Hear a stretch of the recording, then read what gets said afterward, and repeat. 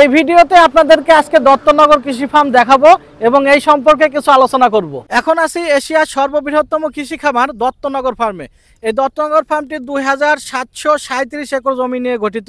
দ্বিতীয় বিশ্বযুদ্ধের সময় ব্রিটিশ সৈন্যদের জন্য এই খামার থেকেই খাদ্য সরবরাহ করা হতো। বর্তমানের এই এশিয়ার বৃহত্তম খামার ব্রিটিশ আমলে এর মালিক ছিলেন মাত্র একজন, সেটা হচ্ছে কলকাতার বিশিষ্ট ঠিকাদার হেমেন্দ্র দত্ত সাহেব।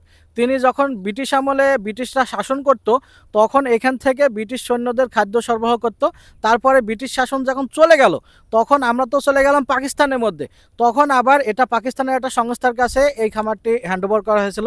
তারপরে আবার যখন বাংলাদেশ স্বাধীন হয়, বাংলাদেশ স্বাধীনের সময় তখন আবার বাংলাদেশে পর্যায়ক্রমে কৃষি মন্ত্রণালয়ের আওতায় এটা দেওয়া হয়। টোটাল 5টা ইউনিট নিয়ে এই দত্তনগর ফার্ম গঠিত।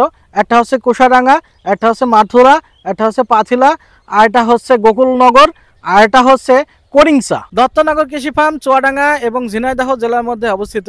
এর 5টি বড় বড় ফার্ম নিয়ে গঠিত হয়েছে। তার মধ্যে একটি হচ্ছে পাথিলা, এটা হচ্ছে চুয়াডাঙ্গা জেলার মধ্যে অবস্থিত। এবার দেখুন ঝিনাইদহ জেলার মধ্যে চলে এসেছি। আমি বলেছিলাম 2টা জেলার মধ্যে অবস্থিত। এই মাথুরা বীজ উৎপাদন খামারটা হচ্ছে ঝিনাইদহ জেলার মধ্যে অবস্থিত। করিংসা বীজ উৎপাদন খামার এটা আরেকটা খামার।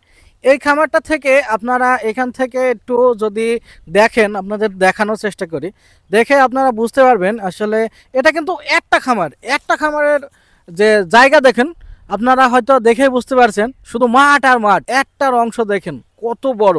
তাহলে এমন যদি 5টা থাকে, এই সাইডে দেখাও, এমন যদি 5টা থাকে তাহলে কত বড় হতে পারে। এখান থেকে মূলত ভিউটা দেখা যাচ্ছে, এজন্য আপনাদেরকে দেখাচ্ছি। আরও এই সাইডটা দেখাও, এই সাইডটা, এই সাইডটা, এই যে রাস্তার এই পাশটা দেখেন কত বড়। এটা মাত্র একটা খামার, করিংসা বীজ উৎপাদন খামার। এটা হচ্ছে গোকুলনগর বীজ উৎপাদন খামার, এখানেও আছে, আবার রাস্তার ওই পারেও আছে। এই দত্তনগর ফার্মের মধ্যে সব থেকে জমি বেশি হচ্ছে এই গোকুলনগর বীজ উৎপাদন খামারে। এবার চলে আসলাম 5ম নাম্বার বীজ উৎপাদন খামারে। এটা হচ্ছে কুশাডাঙ্গা বীজ উৎপাদন খামার। এর এরিয়া দেখুন কত বড়। এই সাইডটা দেখছেন, ডান সাইড, এটা বাম সাইড, বিরাট বড় এরিয়া ভাই। দত্তনগর ফার্মে আসলে আপনারা যে শুধু মাঠ দেখবেন এমন কিন্তু না।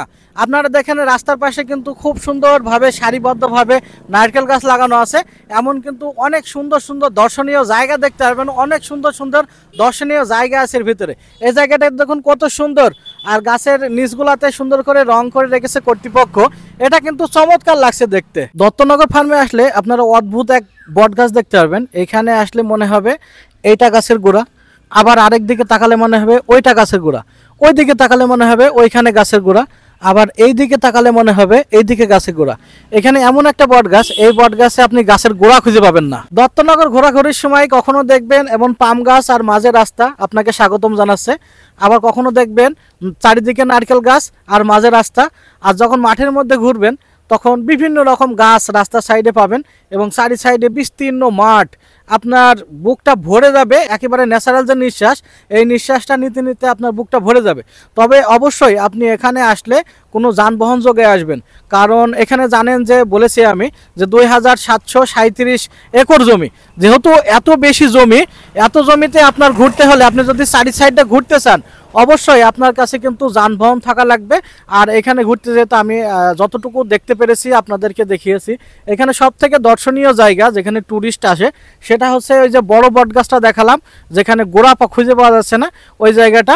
আর তাছাড়া এখানে সবাই বুক ভরে নিঃশ্বাস নেওয়ার জন্য আসে। আর এখানে বিভিন্ন প্রযুক্তিতে চাষ করা হয়। অবশ্যই আপনারা যদি আসেন যানবাহন যোগে আসবেন। আর এটা অবস্থিত আমি আগেই বলেছি চুয়াডাঙ্গা এবং ঝিনাইদহ জেলার মাঝামাঝি, ঝিনাইদহ জেলা 2 জেলার মধ্যে অবস্থিত।